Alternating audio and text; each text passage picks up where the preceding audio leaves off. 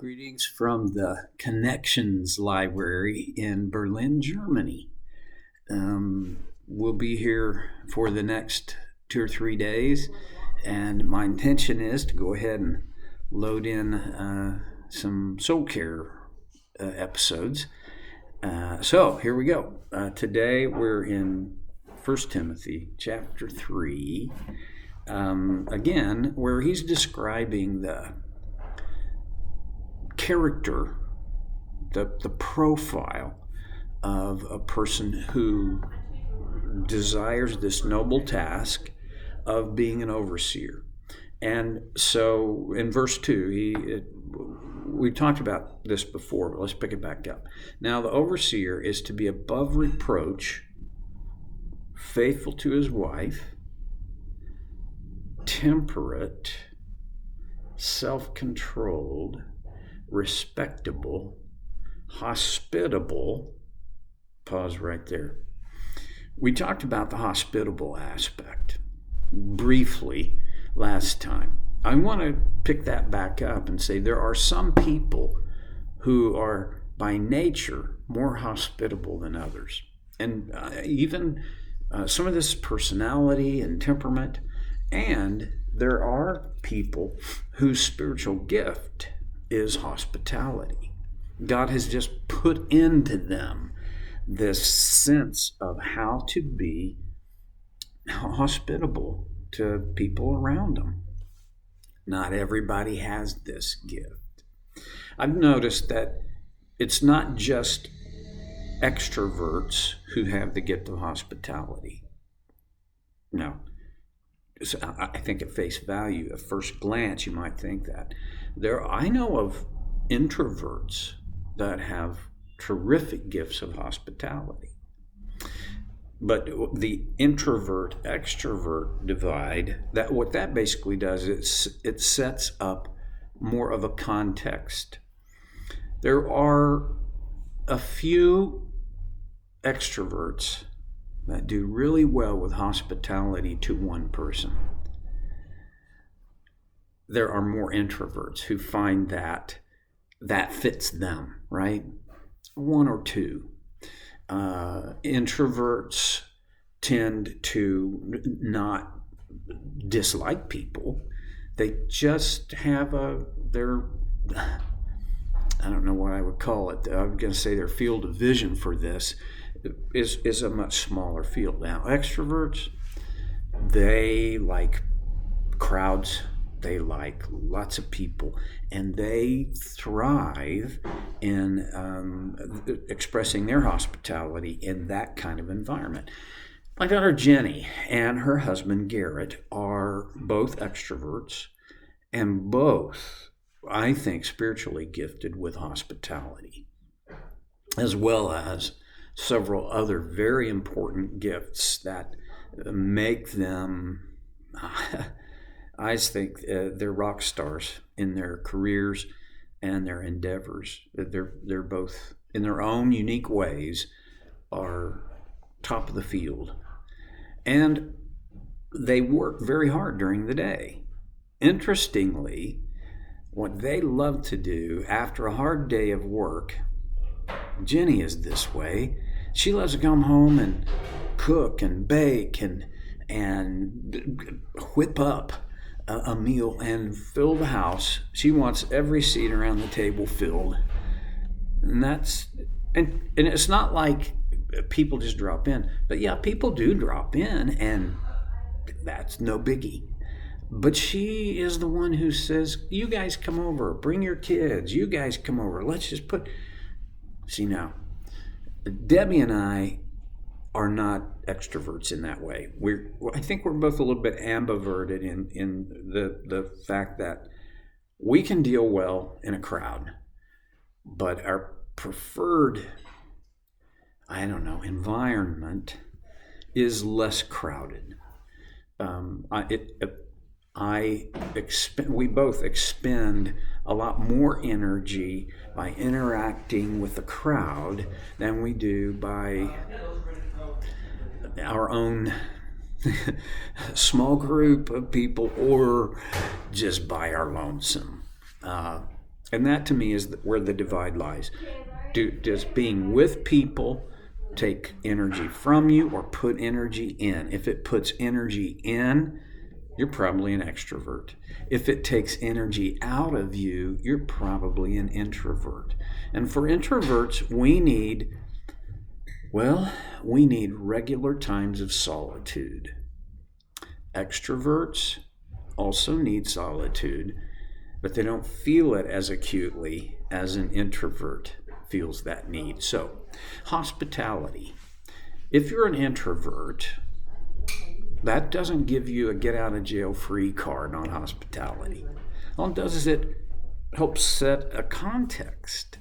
Express your hospitality within this personality that God has given you. If you're an extrovert, express hospitality within that.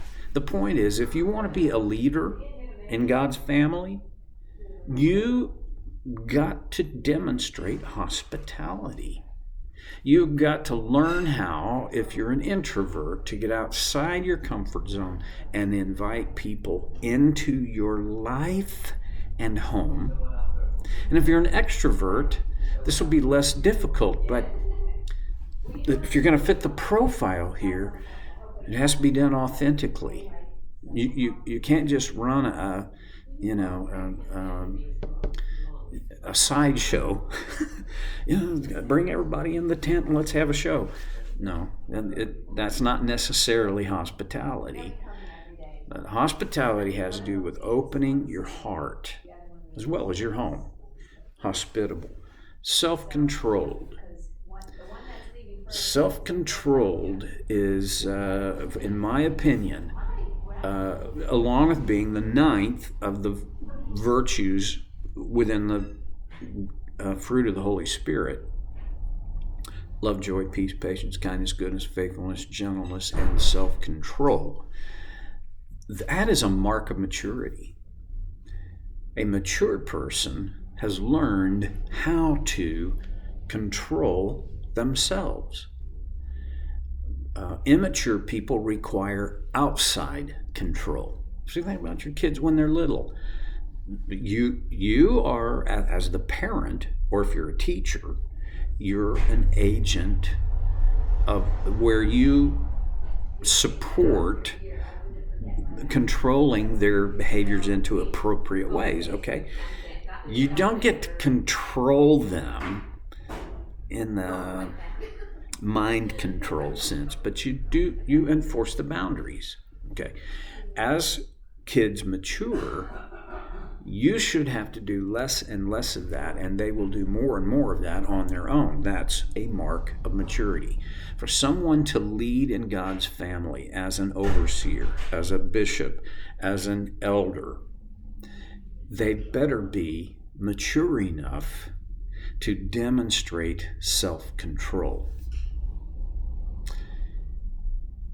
I'm grateful that generally this has been the case with the elders that God has given me the privilege of partnering with in my ministry career. There have been occasions where less self-controlled men, I don't know how to say this kindly, but they didn't act on the basis of self-control. They just turned it loose. Boy. Now, there are times when it's right for me to share the last 10%. It's a principle I learned from my time at Canyon Ridge. The 90% is the percent that we can talk about, and it's not that uncomfortable. I might have to be careful, but that last 10% is the 10% that almost nobody wants to hear and almost nobody wants to share, because it's the hard part. Well, a person with self-control knows how to share the last 10% without blowing the building up. Does that make any sense? This is true in their marriage and family. It's true in their whatever setting they lead in the church especially. Sometimes churches can get off the rails because nobody stood up with the last 10% and said, whoa, wait a second. I'm not thinking we can do it that way. I'm not thinking that works or fits, or I'm not thinking that's consistent with what we understand of God's design. Anyway, what I understand of it. Now, I can do that in an accusatory way, or I can do it just with sincerity and with an open heart and an open mind. But self-control is essential if that's going to happen. See, hard conversations don't happen. No, that's not fair. Sometimes they do happen, but it would be against the will of a lot of people. Generally, the difficult conversations that need to happen will happen when and if a person has self-control enough to engage the conversation and engage in the conversation in a way that can move us toward management or resolution. Because hard conversations are about issues and problems. People with self-control will go there. A lack of self-control will keep you from going there, because a lack of self-control will often result in, I'll take the path of least resistance. Not talking about this, the last 10% is the path of least resistance. In God's family, in the church, well, he's going to go on and talk about he's not quarrelsome. So we're not talking about a quarrelsome person. Somebody that's always, everything sets them off. They always got something bad to say about it. That's not what we're talking about. We're talking about somebody who's enough self-awareness, enough confidence, and self-control to be able to engage with difficult topics. Self-control. Well, you see it in other ways too. This is a hard one for me. People of self-control rarely overeat. They learn how to control their appetites. They don't wait for somebody else to cut them off. They do this for themselves. It's about self-control.